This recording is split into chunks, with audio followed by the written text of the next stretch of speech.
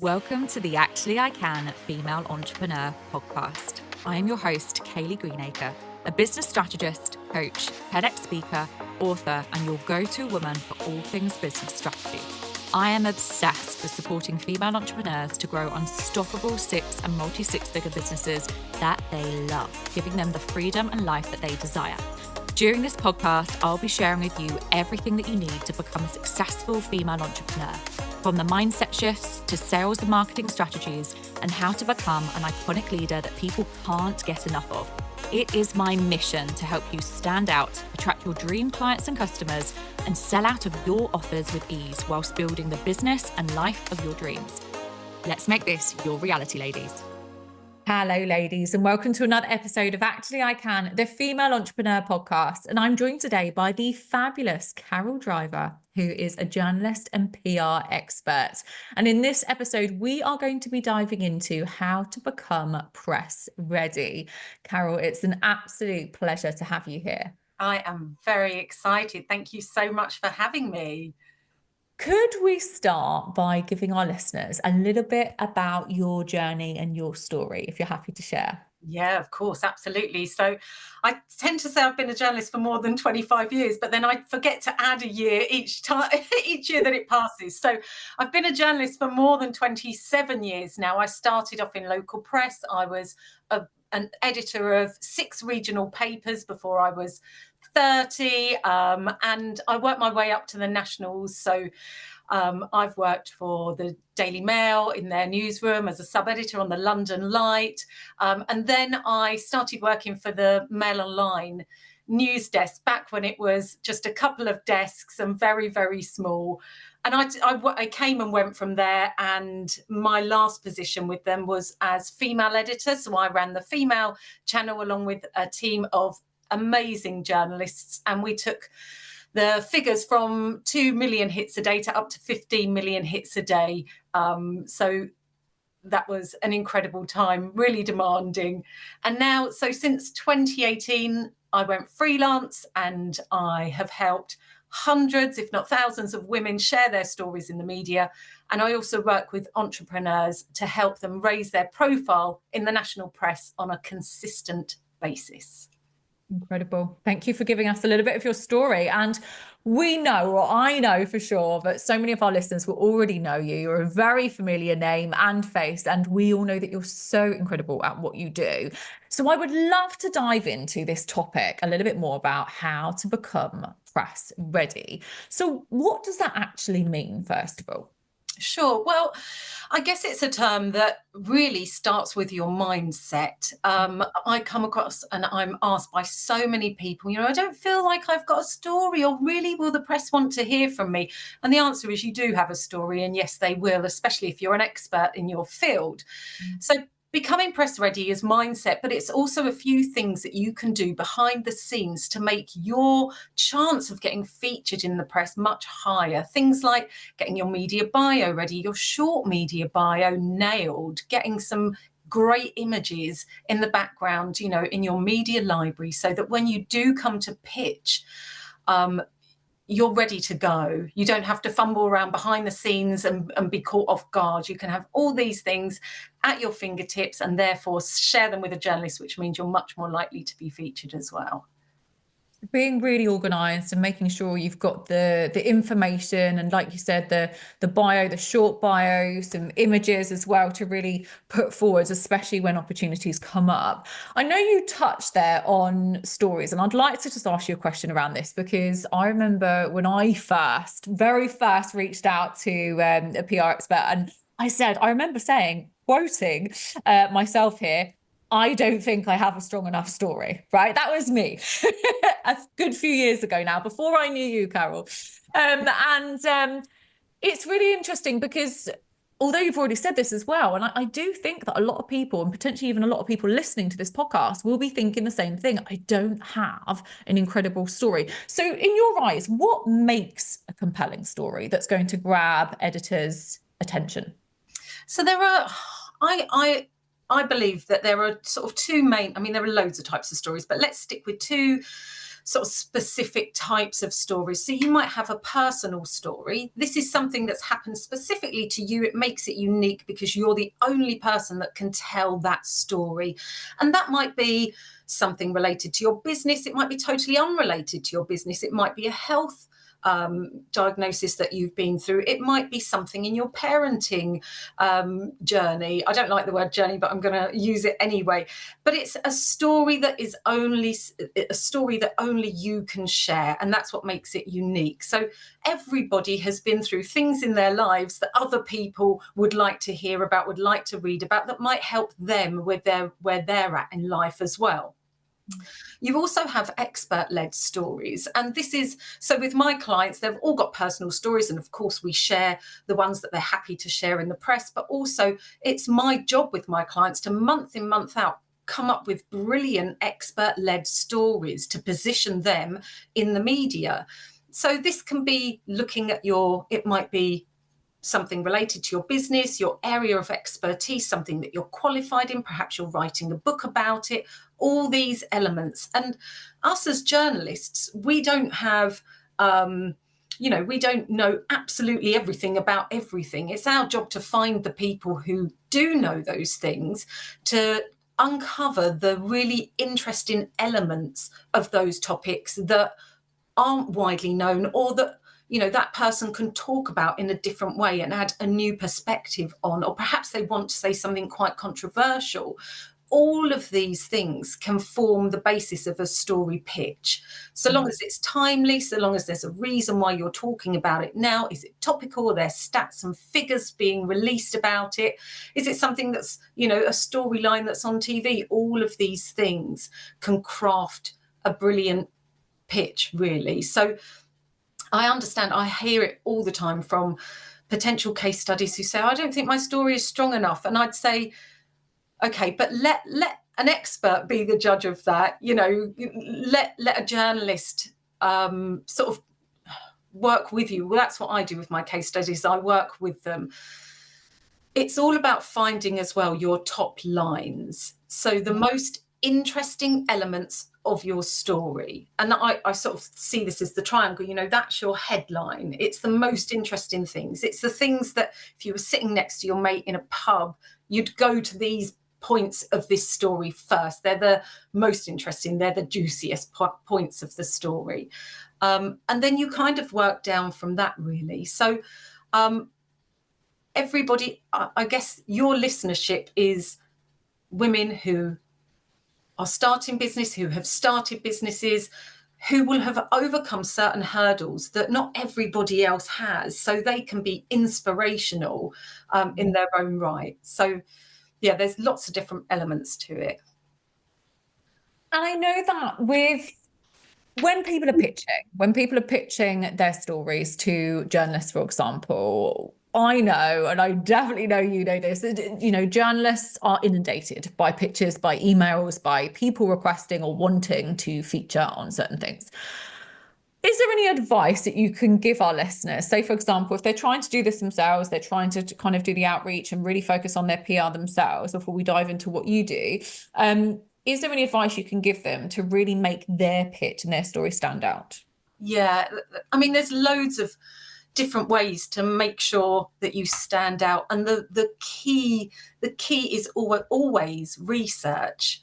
Yes. Are you pitching the right person at the right publication? Because if you're not, generally a no response means a no. It could be the case that they just haven't read your email, which is more than common. Whilst I was female editor, I always quote the figure about 60,000 unread emails in my inbox, but actually I think it was more than that. And I didn't plug in my phone, hope my old bosses aren't listening, for about 18 months because I was just so inundated, and we were producing 40 stories a day. So when it comes to pitches, it really has to be something that stands out. Even now, as I'm a freelance journalist and I specialise in case study-led stories, but I'll still receive pitches from PRs who are trying to get their stories away. And I think it's such a waste of resources to pitch that story to me because it's totally irrelevant. So it has to be relevant to that journalist. So research, which publications would you like to be in? Where do you fit within those sections?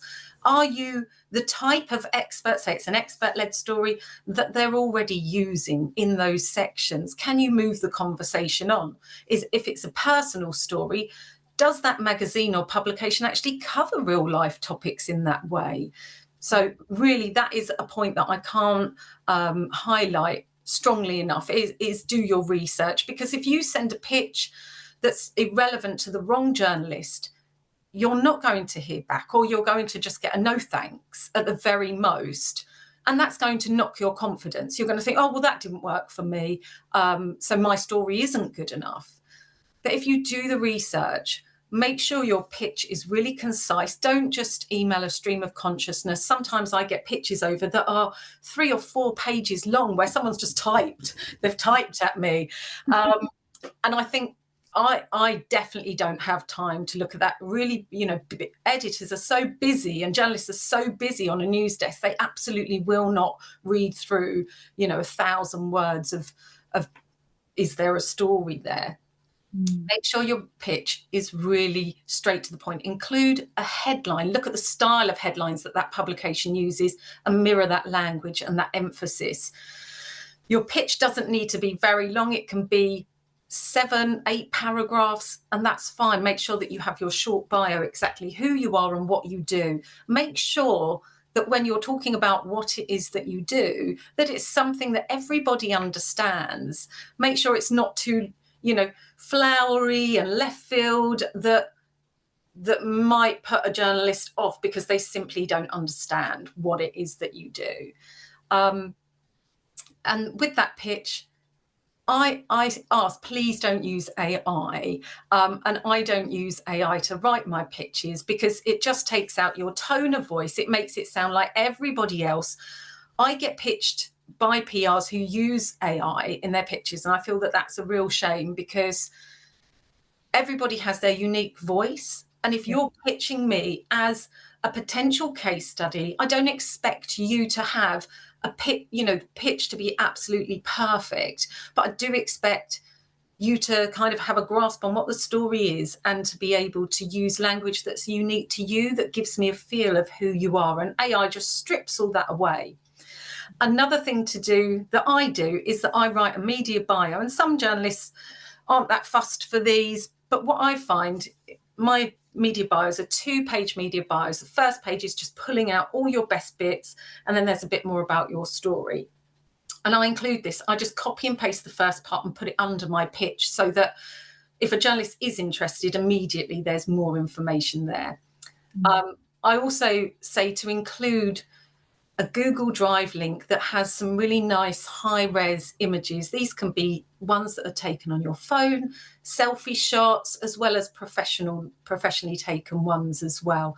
And it just means that the journalist has the whole package. They haven't got to, I got pitched last week and they said, oh, I've written a post about it. Click here to read the post, or click here to listen to the 40-minute long podcast that I've done on it. And I think I work with hundreds of people, so I haven't got the time. You need to do all that work for the journalist just so it's really, really clear. Incredible. Some fantastic advice there, especially for our listeners, and some do's and don'ts to an extent as well, and things to avoid doing. I think it's really interesting actually that you touched on AI, just to kind of go back to this very, very briefly, because this is a topic which is coming up an awful lot with all of my guests from different, backgrounds and focusing on different things. And I think with AI, it's so easy, isn't it, to use now? And I think people are starting to fall into a very, very, easy trap of, oh, I'll just get AI to write this letter, or from your perspective, this proposal or pitch or story. And, for me, it's more this piece of content. Why is it then? Why should we, I fully appreciate what you've already shared, but why should we stay away from using AI, specifically from the perspective of pitches and stories? Yeah, so I think AI, as as a business owner myself, I don't think you can ignore AI and just say, oh, I'm never going to use that. There are places that, of course, it's helpful. It allows you to move faster than you ordinarily would. And, it helps you, maybe if you're not great with language, it can help you through that barrier. So there is a time and a place. But for me personally, with pitches, my types of stories are always about people. They're always about people who have overcome some sort of challenge, or they're sharing some part of their life that's really personal, and they're opening up about topics that perhaps they've never spoken about before. And for me, if that pitch comes via AI, it gives it like a sort of polish. It gives it a polish that makes all the sort of, the elements that I might be interested in, it smooths them all over with a kind of gloss. Yeah. And I think then nothing becomes standout. And as a journalist, I really work in headlines quite often. If I'm speaking to somebody and they're sharing their story with me, I'm writing the headline in my mind, because there are points that they will say that I think that's really interesting. And okay, that's a different take on what we've already heard, or okay, I haven't heard it put like that before. And AI just kind of mutes. It doesn't mute it. It just follows a formula. And if everybody's following that same formula, your pitch will just sound like everybody else's. And really, about a pitch, you want to stand out. You want to have that wow factor. You want to hear, I want to read something that I've never read before. I've been doing this for nearly 30 years. I've read a lot of pitches in my time. And the ones that stand out because they're unique in some way. So yeah, it just gives it that the finish that sounds like lots of other things that we're reading at the moment. Yeah, absolutely. So another thing that I think is really important to talk about is relationships with journalists. And I know that, as you've mentioned, you receive so many pictures from people, and I'm sure other journalists do as well. How important would you say then it is to kind of build relationships, or even long-term relationships with journalists, and what's the best way for people to go about that? Yeah, I think it's really, really important. I mean, a good story will stand out on its own merit anyway. So if it's a really exceptional story, then of course that's what editors are interested in anyway. But for example, for me, with my clients, where I pitch month in, month out, so I've got my PR hat on and I've got my journalist hat on. Some editors will know who I am. On specific publications, they will know who I am. They will know, perhaps they've worked with me at some stage, or over the past 8 years that I've been freelance, they've received a pitch from me that they've commissioned, and probably likely more than once, because I'm doing this a lot. So it's really important, even for me, to build relationships with journalists and with editors. And including with other PRs as well. So if DIY PR is something that you're looking to do, then it's really important. You need to find a way that allows you to stand out against the thousands of other pitches. And if that means you've taken the trouble to, as I said earlier, research that journalist, or those, pick maybe a couple of publications, pick a couple of journalists, follow them on X, follow them on Instagram if it's a public account. Obviously, don't stalk them or anything. Follow them on LinkedIn, where they're professionally sharing their journalist requests and the stories that they're working on. And then interact with that journalist. If they're making a request for an expert, can you help, or can you suggest somebody? You need to find a way to make your pitch, when it drops in their inbox, for them to be able to have some sort of familiarity about who you are. So if you've engaged with them on social media in a professional capacity, you've helped them out, found some case studies, or put yourself forwards a couple of times, had that dialogue with that journalist, then when you go into pitch, it's more of a friendly, we've been talking about this on Instagram, but I'd really like to put this story on your radar as an exclusive. All publications want an exclusive. All journalists want an exclusive. So make that clear at the very top as well. But yeah, of course, it's like any industry, really. The connections that you have And then if a journalist knows that perhaps they do commission your first story, and you work with them on that, if you work well with them, if you provide them with what's needed in a timely way, and they know that you're a reliable and trusted pair of hands, it's much more likely that they'll come back to you should a suitable opportunity arise. And it means they're probably much more open to you then repitching them a different story idea further down the line. Amazing. Thank you. Are there any specific tools then, or any platforms or resources that you would recommend for our listeners, for entrepreneurs, to kind of navigate or have a better understanding around PR and media?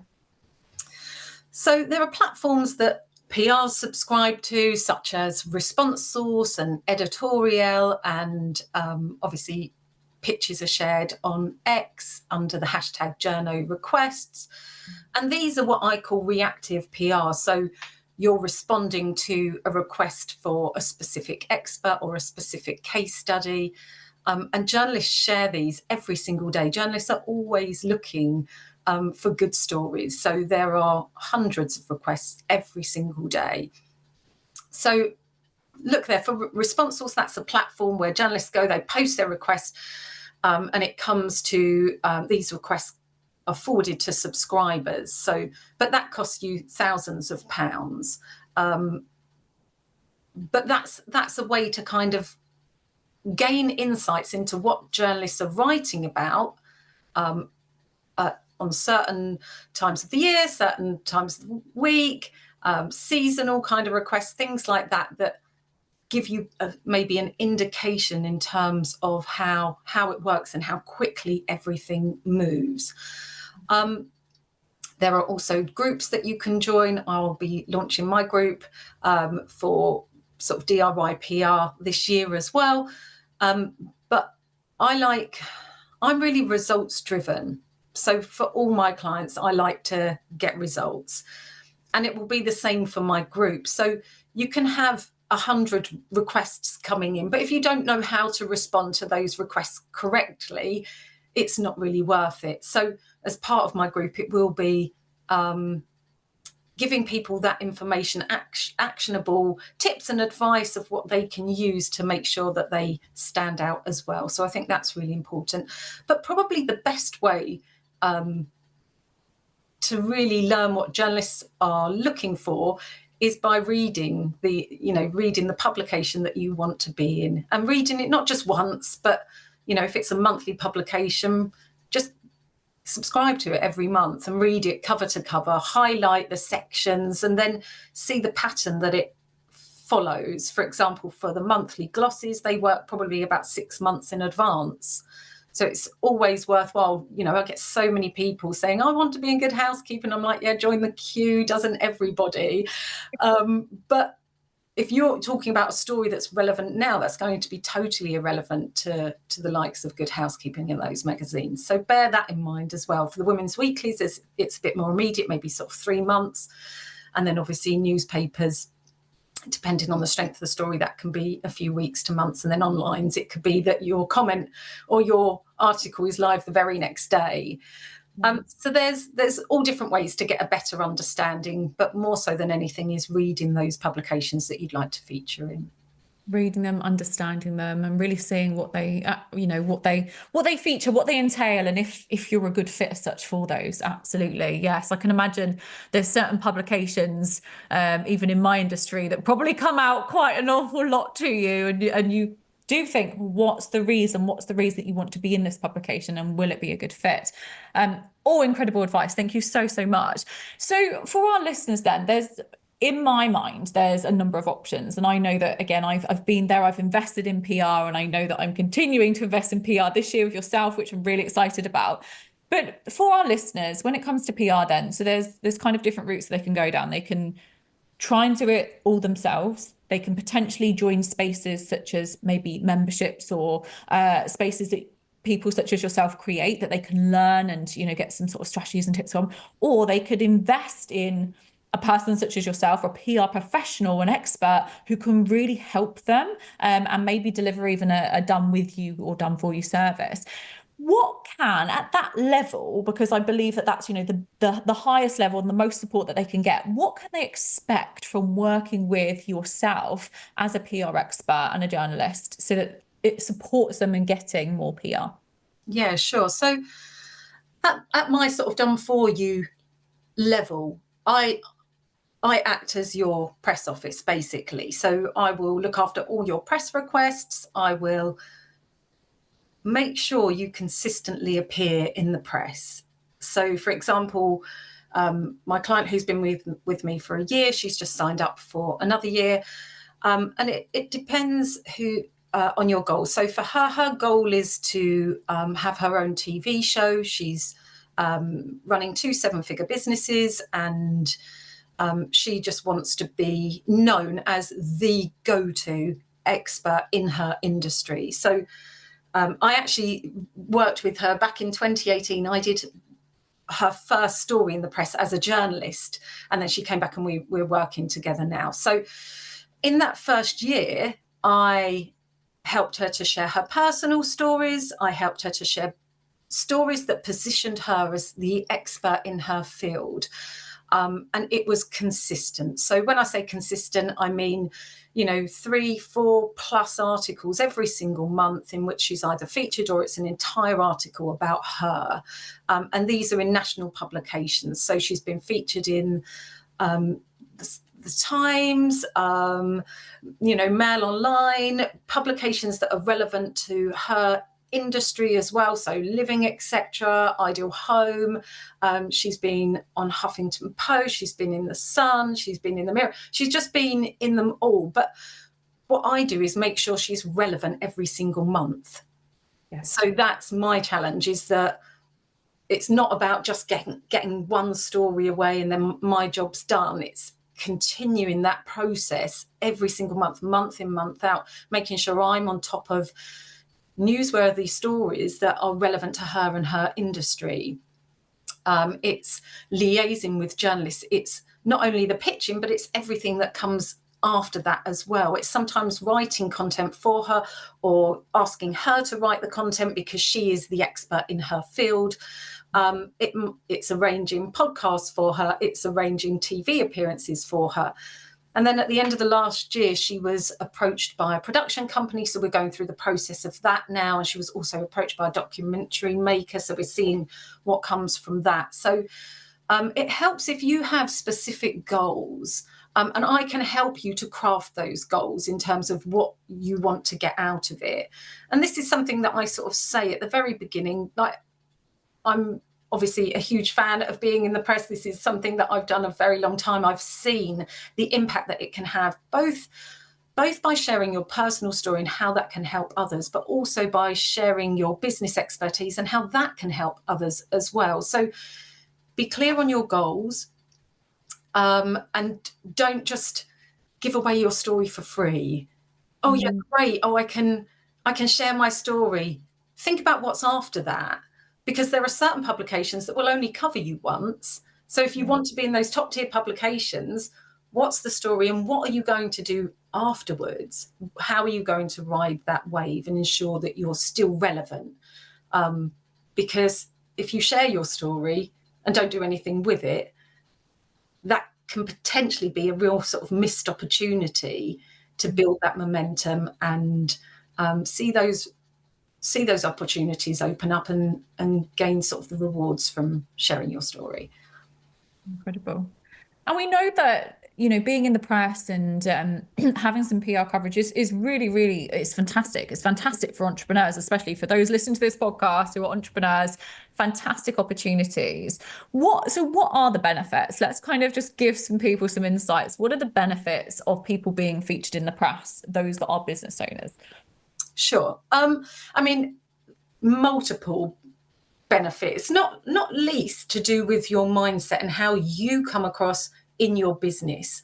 Once you are featured in the press and you have those, I know some people call them trust stamps, as seen in on your website, it shows that you are a trusted pair of hands, that you have been featured by a specific publication, that you are the expert in your field. So, for example, if you have a potential client who's coming to your website and a competitors, and you have those logos, the as seen in, it's going to reaffirm that if they're going to invest, that you're then the trusted person to invest with.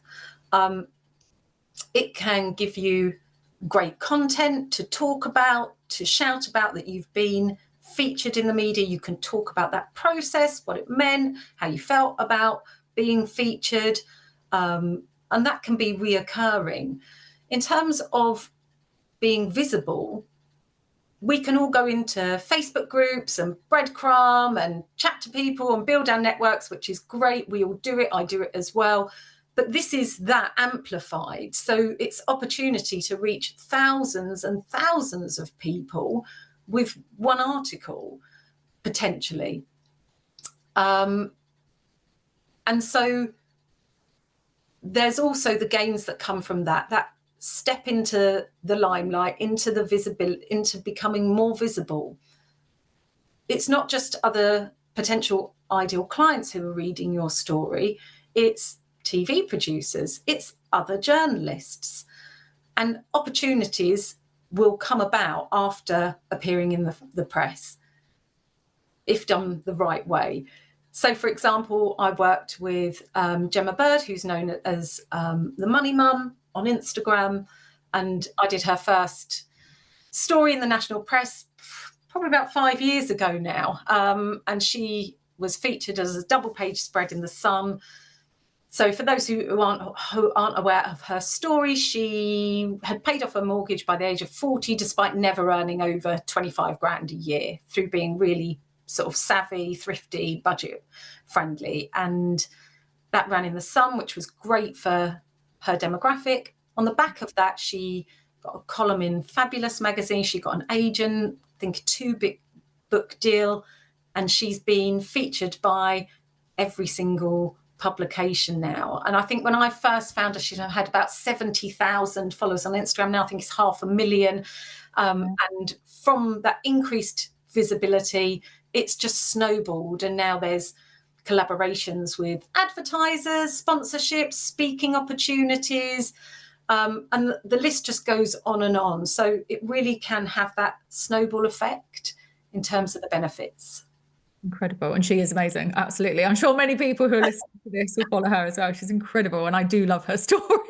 Didn't know that you were behind that as well. Yes. Yeah. And the first stories for the Style Sisters. So they are the luxury declutterers who go into celebrity homes and, you know, all the so we did, myself and who I run Make the Headlines with, Tiffany Wallace, we did their first stories in the press, going into Amanda Holden's wardrobe, Rochelle Humes, and celebrities like that. And then they've just gone, you know, it's gone bonkers for them. Product launches, books, press, TV, everything. So incredible examples and stories to give or to share with our listeners. So thank you. So we're coming towards the end of the episode. I would love to know, what is your final piece of advice for our listeners today? Final piece is just to reiterate what I've said in terms of there are ways that you can make the press. You will have a story, whether that's personal or expert-led. And if it's DIY PR that you're doing, just research. You know, do everything that you can to make that pitch as best as it can be. And then my main takeaway is just to do it, because the sooner you start pitching and it stops becoming this thing that, yeah, you're potentially going to do one day, but you don't really know how you're going to do it, but you're definitely going to do it. Just do it. Just find a journalist, you know, read the publication, find a journalist, and just send that first pitch, because it will be a learning process of, you'll make mistakes. You know, it won't be perhaps the response that you want, but the sooner you get over those hurdles, the closer you are to it becoming a yes. Incredible. Such valuable advice. And thank you so much, honestly, for coming onto the episode and sharing some incredible insights there in regards to PR and journalism, and allowing our listeners to really see what their next steps could potentially be. Carol, you're an absolute queen at what you do. You really are. And I truly value what you do. And I know so many other incredible people do as well. For our listeners who may be new to you, where can they find you and connect with you? So they can visit my website, caroldriver.com, or come and find me on Facebook. I've got a free group, How to Make the Headlines with Journalist Carol Driver, loads of tips and advice, and you can ask me anything. Incredible. Go and say hello to Carol. Go and give her a follow, connect with her. All of the links are in the show notes as well. And I thought just one final question, Carol. I do ask every single guest this question. What is your one word of the year and why? One word, just one word. Oh my gosh. Okay, let me think. One word. Growth. Nice. That's my word for this year, because last year, so I worked with Lisa Johnson last year, and I got to do many amazing things which were incredible, going over to Las Vegas, going to Ibiza, going to all these amazing business events and consuming lots of information. And my word for this year is growth. So actually implementing all the things that I've learned and doing all the things that I need to do. So that's my word for this year. Amazing. Thank you so much for being our guest today. I really do appreciate it. Thank you for having me. Thank you to everyone that's tuned in to today's episode. Please don't forget to rate, review, and subscribe to the podcast, and I'll see you all again next time. Thank you for tuning in to the Actually I Can Female Entrepreneur podcast with me, your host, Kayleigh Greenacre. If you are ready to build, grow, and scale your dream six-figure or multi-six-figure business, then head to our website now for more information, or connect with me on socials to see how you can create your dream business and dream life.